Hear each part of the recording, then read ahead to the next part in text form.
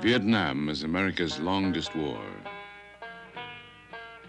For the veterans, it is a silent homecoming.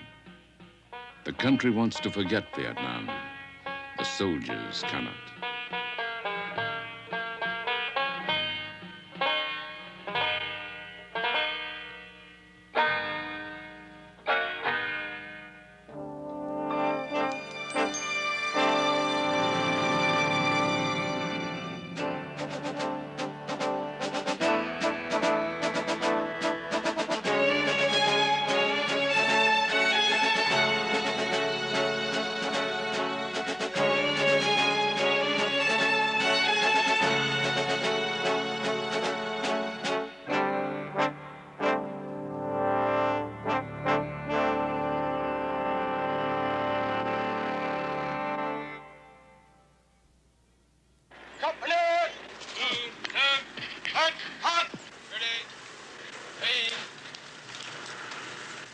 Fire!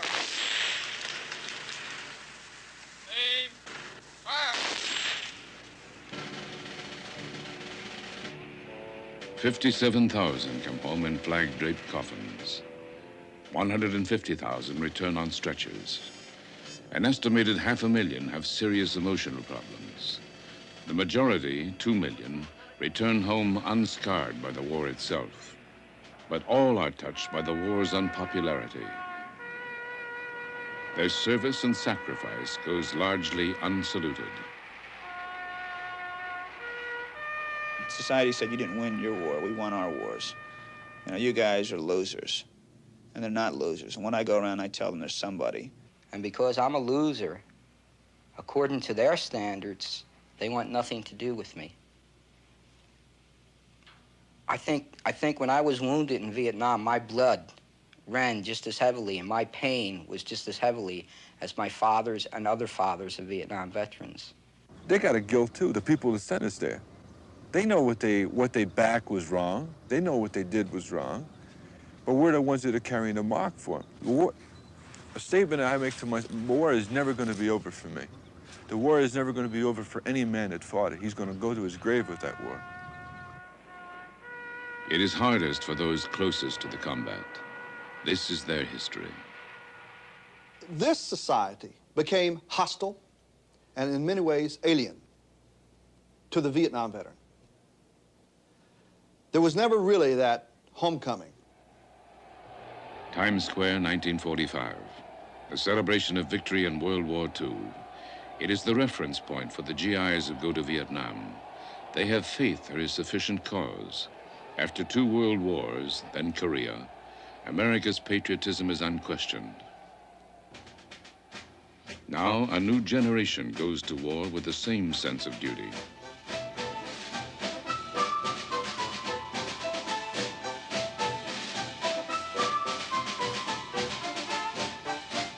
Most go with a simple creed, a belief that when America calls, that call must be answered.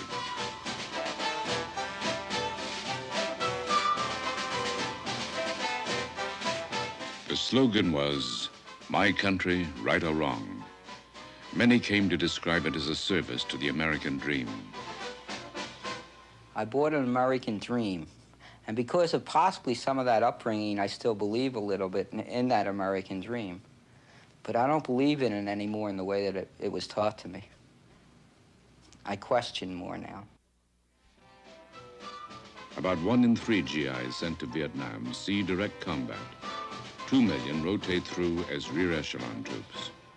Another 6 million Vietnam-era veterans never saw these shores, serving at support bases throughout the world.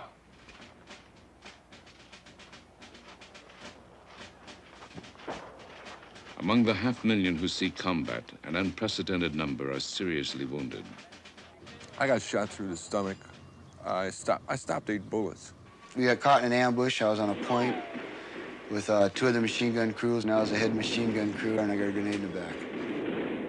I was shot in the back, both legs, stabbed in the left arm through hand-to-hand combat.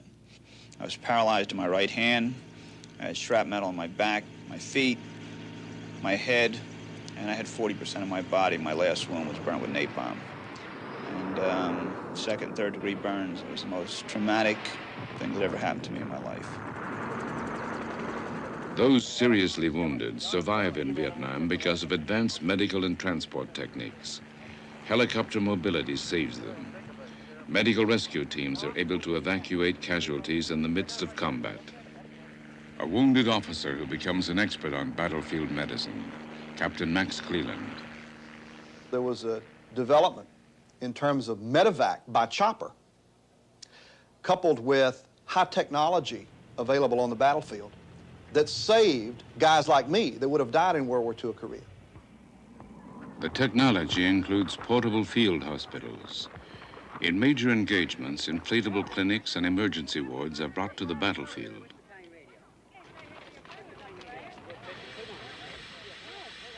The care is often better than the veteran will receive back home. Intricate surgery of every kind is available close to the combat zones. One man who is saved this way, Captain Cleland. The survival rate in Vietnam was highest of any modern war. In World War II, the survival rate for getting wounded there was 71%. It was about 74% in Korea, but it was 82% in Vietnam. We suffered 10,000 guys who lost a limb. 10,000 amputees out of Vietnam. You had more arms, legs, and eyes lost in Vietnam than in World War I and Korea combined for American forces. So in Vietnam, you stood a better chance of being seriously disabled and surviving it than any previous war. On the emotional level, you stood a better chance of having doubts about the rationale of that sacrifice. Captain David Christian won a dozen medals. I had the last rites twice. I remember the priest giving me the last rites. I woke up and I was in a semi-state of shock. And I started screaming, there can't be any justice. There's no God. Why me? I'm only 19 years old. Father, please. I come back with hundreds and hundreds of crippled men whose bodies were wrecked in Vietnam, and we aren't perceived with dignity. I spent 2 years as an inpatient in hospitals, and then I spent 6 years as an outpatient. Came home, and my refuge I was in the hospital. I felt comfortable in the hospital, filled with bodies that were wrecked from war. Guys missing eyes and legs and noses and their faces torn apart. I was comfortable among these people. They were my comrades. The contrast in treatment back home angers them. A paraplegic Bobby Murdoch on the adjustment. When I became a spinal cord injury, I started learning quick what you expect and what not to expect as far as care. You just got to learn to plan your life and start all over again. It takes a lot of patience, go through a lot of frustrations. Among the 300,000 Americans wounded in Vietnam, 30,000 men come home totally disabled.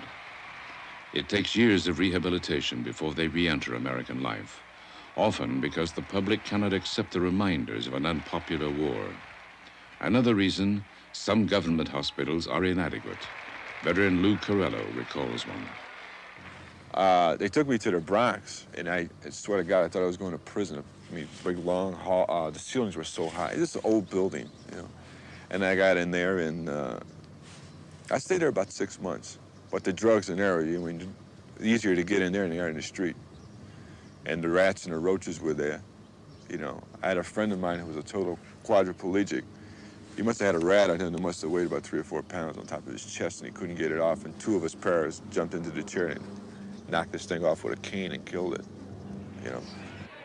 Across the country, the veterans protest hospital conditions. I got hurt in 105 Hollister. I got too close to the muzzle, and I have headaches, and I've been having headaches ever since then. I go in this hospital, they turn me down. When I was in the hospital, I saw the doctors coming around, and they were putting guys out of the hospital with disabilities, severe disabilities, and telling them to go to another administration, go to the VA. The Veterans Administration is a $22 billion a year agency.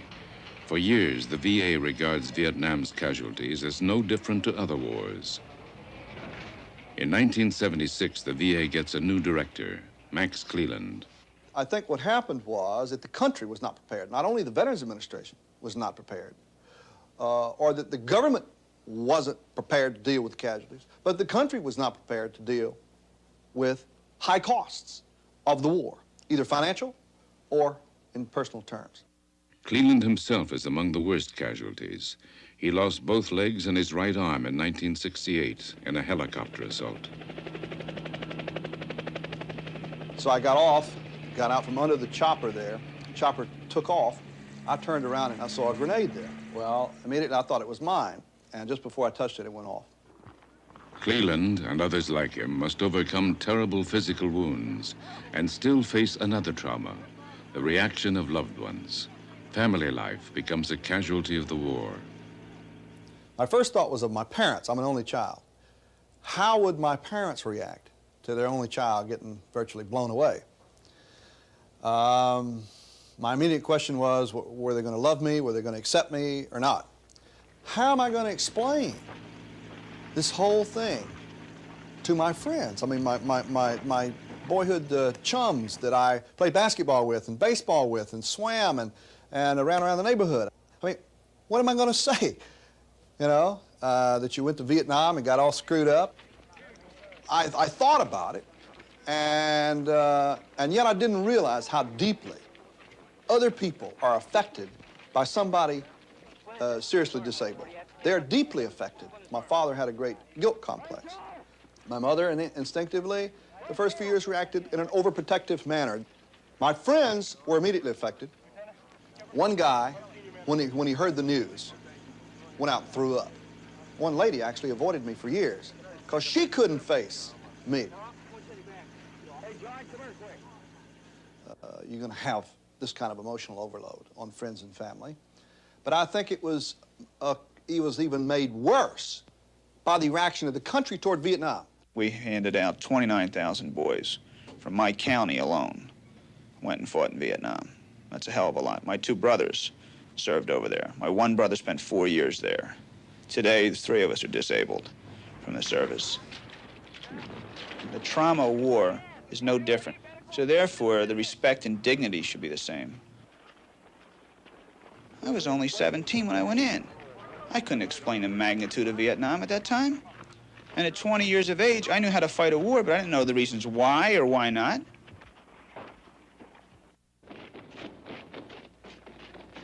Some veterans cannot forget what the war did to Vietnam. At boot camp, they attack a mock Vietnamese village. Marine Jack McCloskey. It was taught to us of saying you go into this ville and you have to blow everything away in this ville. And you begin to do that because your basic mistrust of the Vietnamese people is already ingrained in you. Anything with slant eyes, anything that was a gook was a gook. They were not human beings.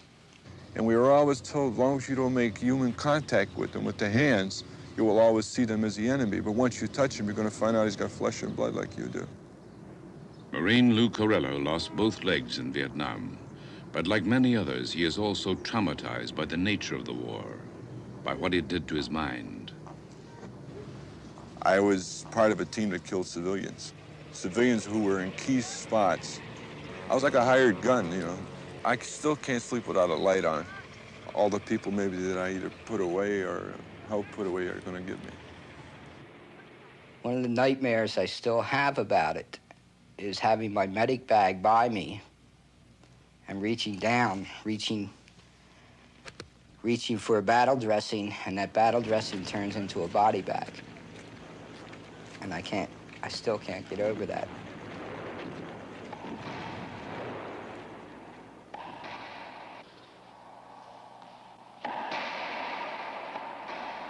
It becomes an individual struggle to put the war behind them.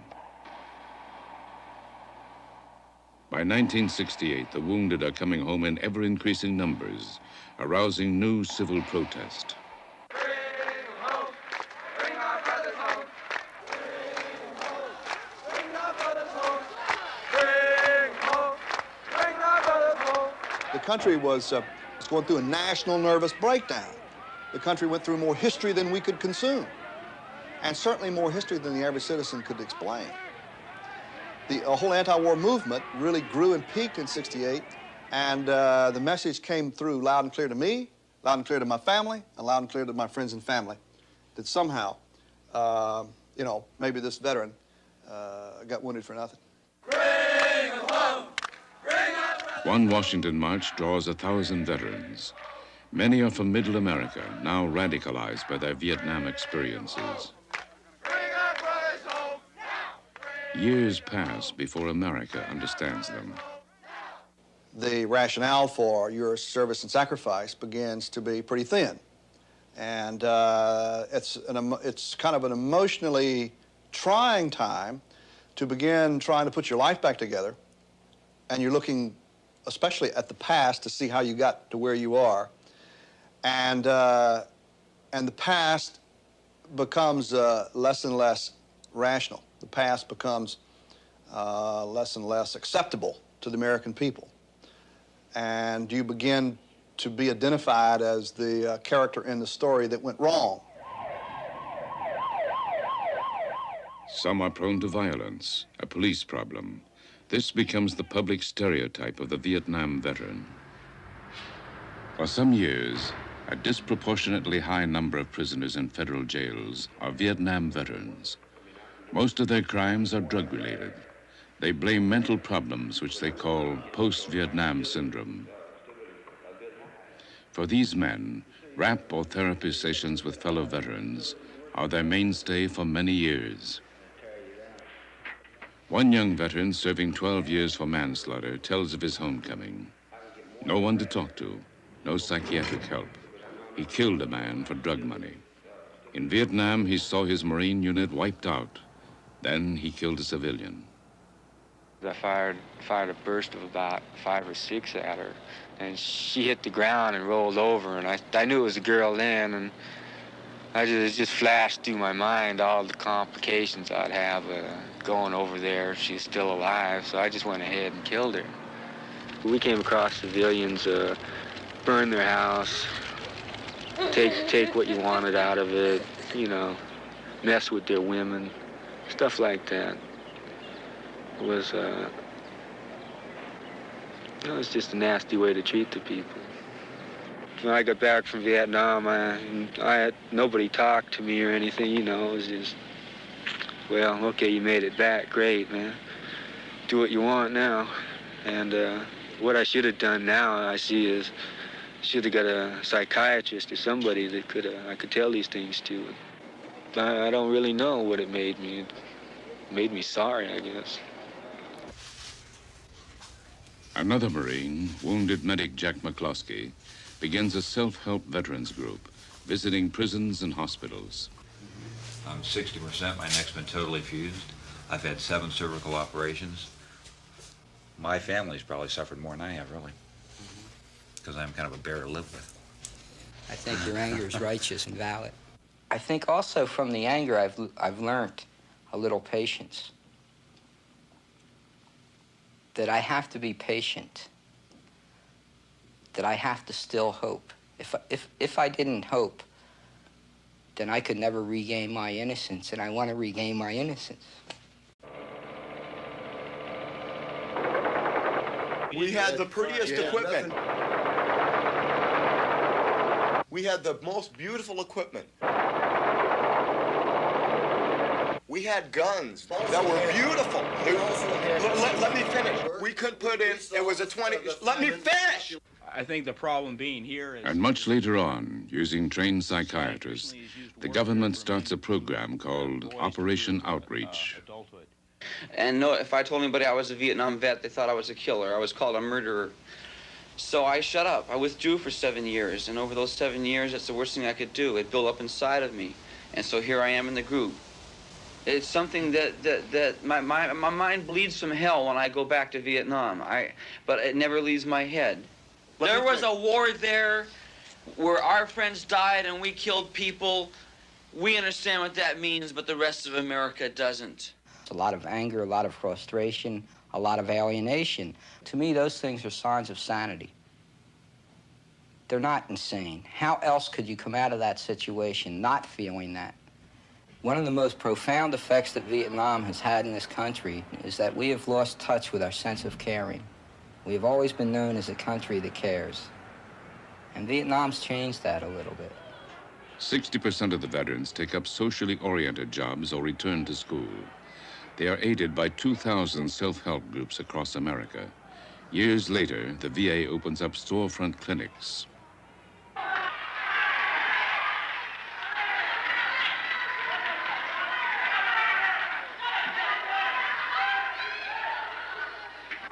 The VA's problem is to get veterans and society to accept each other. The difficulties are greater for black veterans. In the early years, blacks suffer a higher casualty rate, and back home, social tensions make rehabilitation harder.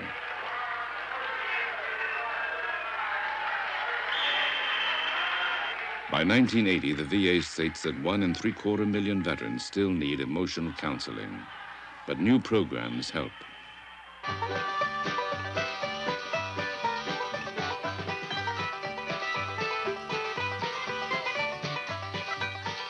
And I was in a veterans hospital up there and went back to Colorado, and within about a week someone on the Colorado Wheelers got a hold of me, and next thing I knew I was out square dancing. It's just one of those things where we can go out and dance for a group of regular square dancers, and they see us do it and they realize that we're all just out there doing the same thing, and that's mainly having a good time.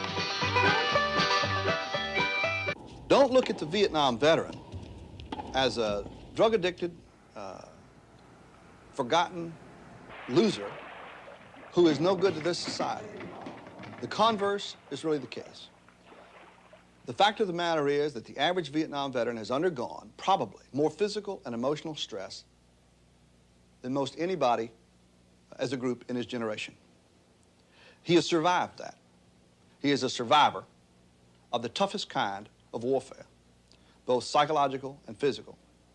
And he is able, because of that, to be a better human being and appreciate life more and contribute more to it. We now are sending some 66% of our Vietnam-era veterans back to school.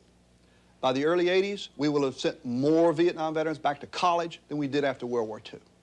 We're turning out, in effect, the most educated group of young men that we've ever sent to war. Lou Corello goes back to school to study sociology. He hopes to counsel other veterans. He looks to the future. The past, he says, is painfully personal. I don't want people to know my whole story. I just want you to leave me the hell alone and let me go. But understand me when you see me.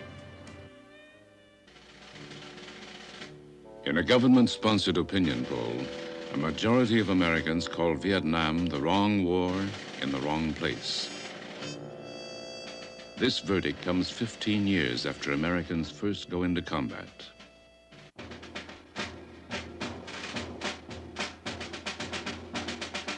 From the hills of Khe Sanh to the shores of Da Nang, from the Dak To Valley to the Iron Triangle, from the Mekong Delta to the DMZ.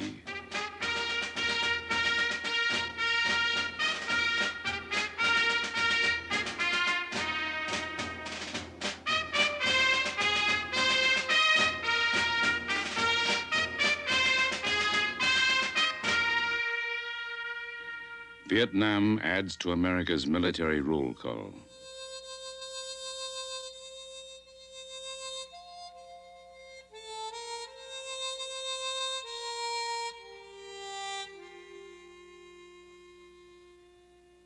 Bardstown, Kentucky, small town America. The people recall how Vietnam reached into their town. I guess you might say that probably most of us didn't want to go. We realized that we had to, and you know, we'd been taking the government's money as a reserve unit, and it was time for us to do our thing. We were asked to go, so we went based on that. I don't think anybody wants to go to war. Well, I was shaken up, no question about that, but I felt that it was right, it was the thing to do, and I was in that unit, and I was willing to do my part. No qualms. I thought we were, and I think I'm speaking with the majority of the people in our community that felt that we were doing the right thing. You got some heroes, I'm sure, that, you know, looking for medals and this kind of stuff, but we weren't that that kind of people. This is the heartland of America, where history is made and judged.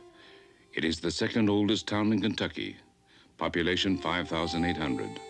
9 churches, 3 factories, 1 art gallery. Bardstown is Bourbon, and the inspiration of the song, My Old Kentucky Home.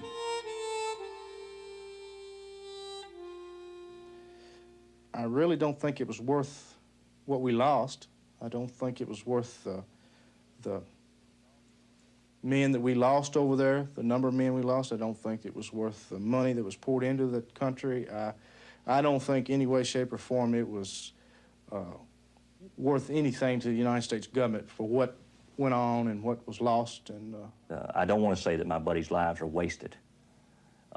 We were asked to do a job, and we attempted to do that job. Now, I don't agree with the way we went about it. And he kept telling me, "Don't cry, Mama, I'll be back." But when I look back, the last look, I could see tears running down his eye. But he was a good soldier, and he believed in it. He was scared. I think he was really scared that something might happen. Bardstown men join a National Guard artillery battery. Its 500 men are called to active duty May 1968. 100 go to Vietnam. Several stay together, assigned to Fire-Base Tomahawk north of Da Nang. They fire artillery support for the infantry. They write home about the boredom of battlefield life. But they're together and have been since childhood. Being from the same town seems like a good idea. They serve 7 months on a hilltop. June 1969.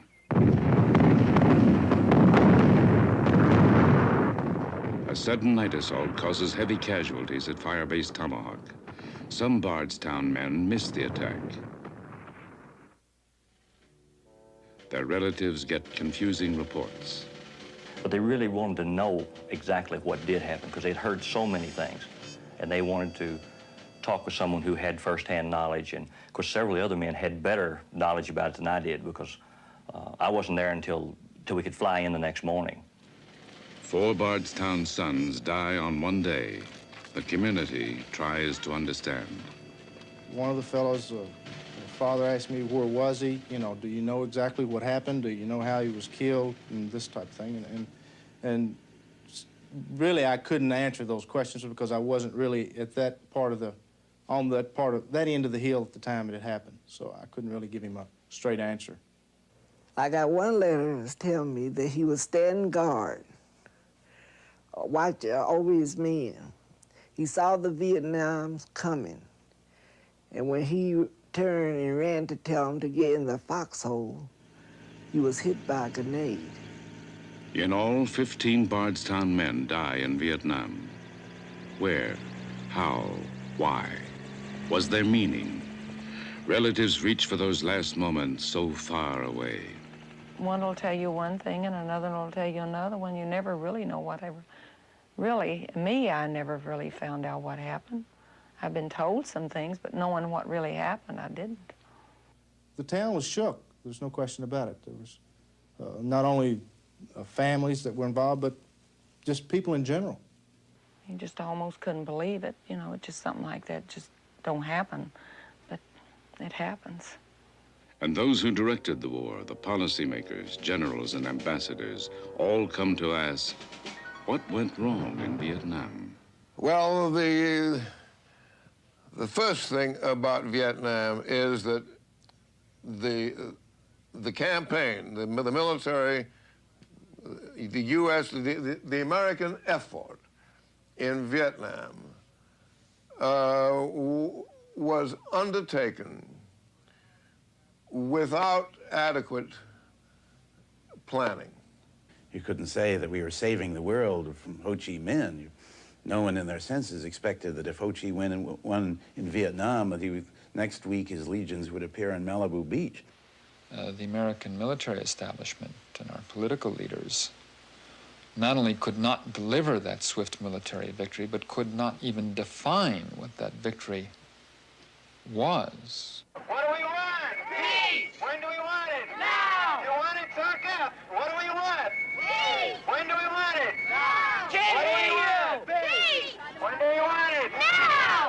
We did not take steps to whip up war feeling among the American people. For example, we didn't parade military units through our cities. We didn't send pretty movie stars out to factories to sell bonds. All those things that were done during World War II. And one reason we did not was that we thought that in a nuclear world, it's too dangerous for an entire people to become too angry. Now, this creates a problem because we were trying to do in cold blood what we were asking our men on the battlefield to do in hot blood.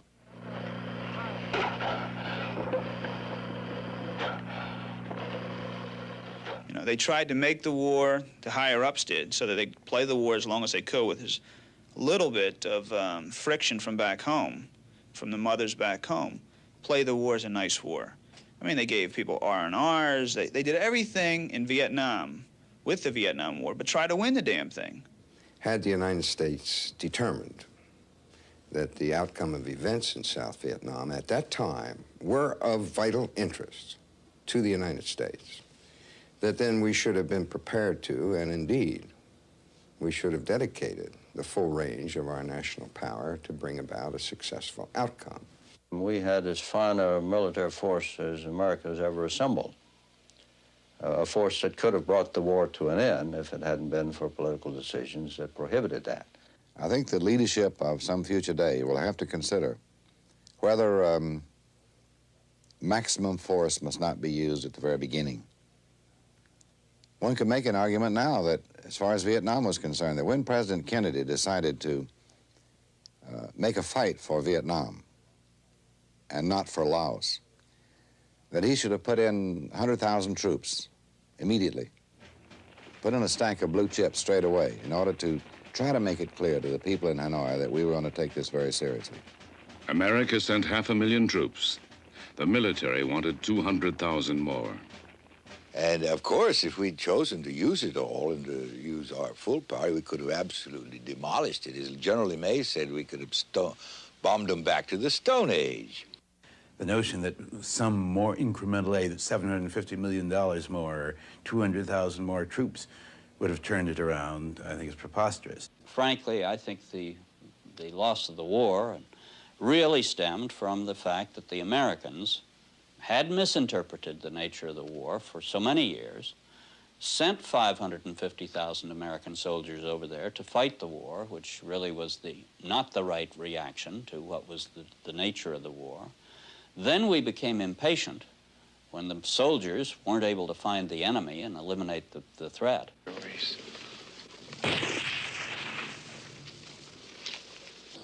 Damn sniper out there.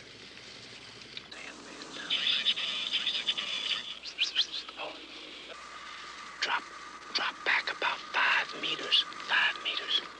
You read about wars, you hear about wars, and some people are killed and wounded in wars, but you never think it's going to be you. We ended up shooting at monkeys one night. We were so scared. Scared. I didn't think in terms of that much of really if I was going to be able to come back home, or if I came back home, I'd be in one piece.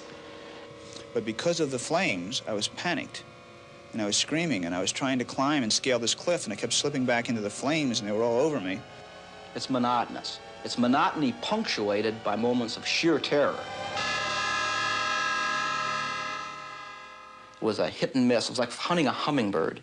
You'd go to one village, nothing there, another village, nothing there, nothing there, and the enemy, the hunting hummingbird we were after, was just buzzing around. No knowledge of what the enemy was after. No knowledge of what I was after as a soldier, what my purpose was. You secure a village, you search it, and you leave, and the village reverts to the enemy. It seemed a senseless strategy, and yet I thought perhaps there's some rhyme or reason behind it. I never found out. To this day, I haven't found out.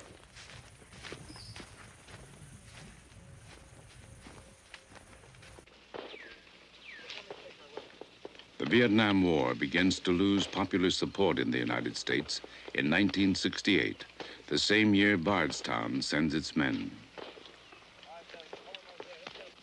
I said that the opposition to the war would begin to develop when they were sending bodies back, not to Louisville, Kentucky, and Memphis, and New York, where, you know, nobody in the next block knows that somebody's dead, or in the next house, But when they begin to come back into towns of 5 or 10,000 or smaller communities, that these are historic events in a town of that size, that so-and-so's son has been brought back dead and been buried here, that this would make the county papers and the smaller papers, and eventually something would happen in the country. It was about a week after his death that his body arrived. It arrived on Sunday night. They went and picked him up on Sunday night. And they found out that he was an open casket. They even stopped by home to tell me that he was back, that I could see him that night. Nearly all local people, you know, we went to school together and played ball together and, you know, the whole works, sure, knew them all. I felt like I had been cheated, and I felt like she had been cheated out of her father, and I was scared. I didn't know whether I could make it or not, or whether I could raise a child by myself. I saw some people beg to live. I saw some people die, and you know, I just questioned myself, well, you know, really, was this worth all of that? And my biggest relief is I feel that was his time, it was God's will. I feel that that was his time to go, that God had set for him to go. It definitely made me, I think, a better person, no question. It made me really realize what life was about. They were done wrong, all the boys. So first, we didn't know our ally. Secondly, we knew even less about the enemy. I don't know of anybody, never met anybody who had ever met any of the senior leaders in Hanoi. We knew one or two of them by name, but only by name.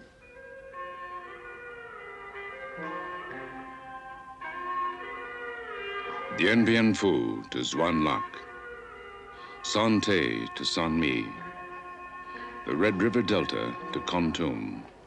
The Vietnamese roll call covers 30 years, and the casualties touch virtually every community.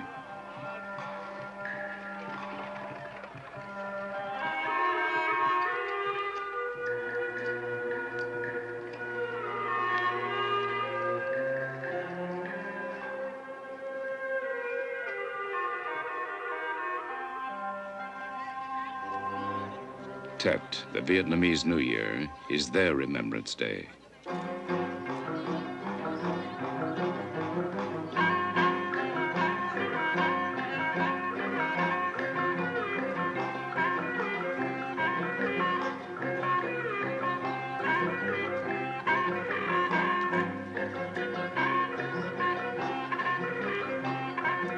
This is the Vietnamese equivalent of Bardstown.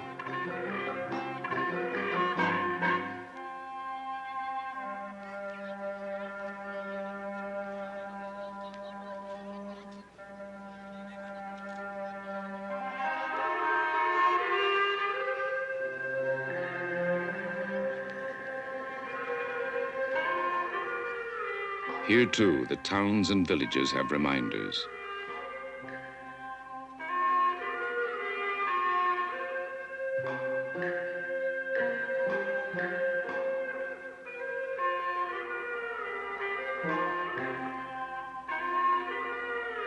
An estimated 2 million Vietnamese, south and north, soldiers and civilians, died. Relative to our own population, the North Vietnamese took what for us would have been 10 million killed and continued to sustain the effort. At the same time, I think I overestimated the patience of the American people. And I think the real decision to bring this to an end was not made on college campuses or in the streets, but when people at the grassroots, maybe the first half of 1968, came to the conclusion that if we could not tell them when this struggle was going to be over, we might as well chuck it. So it is really the fact that we went wrong in not having a solid basis of knowledge of the essentials of the enemy, our friends, and ourselves. I feel the single greatest cause of America's defeat in Vietnam is that we were backing a weak, traditionalist, half-formed Southern regime against a highly motivated and ideologically disciplined regime in the North. That it was really the weaknesses of the South Vietnamese, their inability to pull themselves together, their incompetence, their corruption, their factionalism. The horse we were backing was not a horse which, without a great deal more flogging, was capable of winning that race. I think that was the single biggest reason why, despite the enormous effort that America put into Vietnam, the outcome was so disastrous. Vietnam is the longest, the most unpopular, the most needless, useless, and most mysterious war in American history.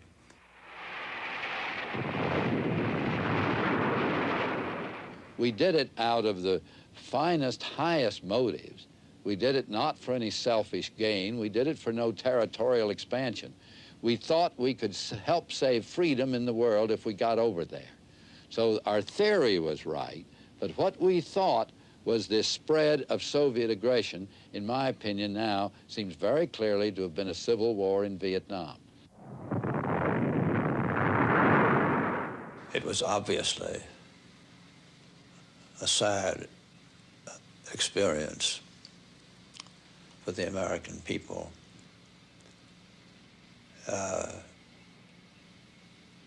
Whether we should have been there or not is a question I don't know. I mean, maybe in hindsight, one would say we shouldn't have been there. To me, the strong feeling that I have now is that the United States should be helpful to its allies all over the world. That's one of our major functions. But we should not get involved, certainly from a standpoint of a military involvement, unless we are very certain that in that particular area, the national security of the United States is at stake. There's those great differences. Americans just can't get away from the idea that we're big and therefore God must have put his hand on our shoulder and we wouldn't be so rich if we weren't wise, and therefore we must be wise. I think a lot of Vietnam vets are probably more in tune with what we would call patriotism than our government is. I don't think that I'm the loser. I think my government was the loser in that. Well, I'm not sure America did lose in Vietnam. I think that the question of the Vietnamese losing in Vietnam was primarily due to the lack of will and desire of the people of South Vietnam to defend their own country.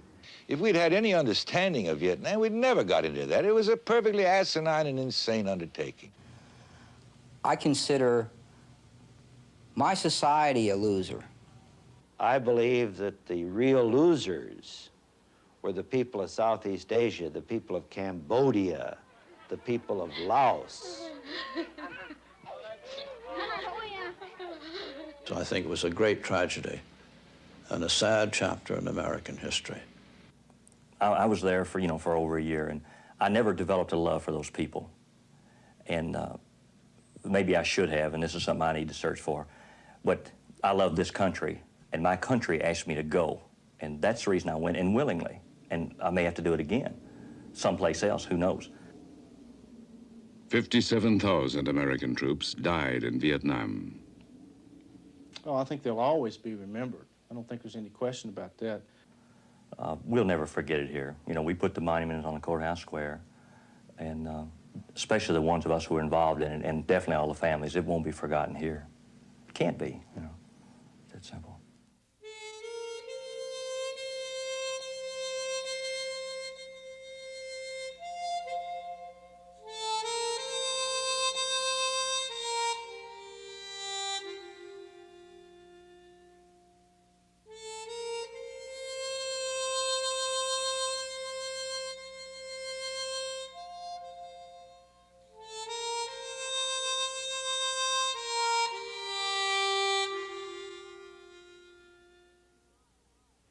It's nice, for them to remember them, to put something like that up, but you know, something like that's not going to bring them back, but it's, you know, it's nice of the town to want to remember them.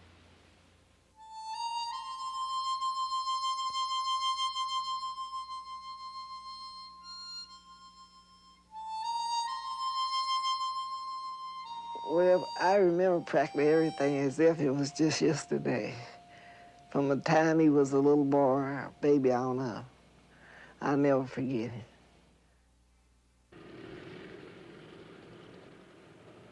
Bardstown, a decade later.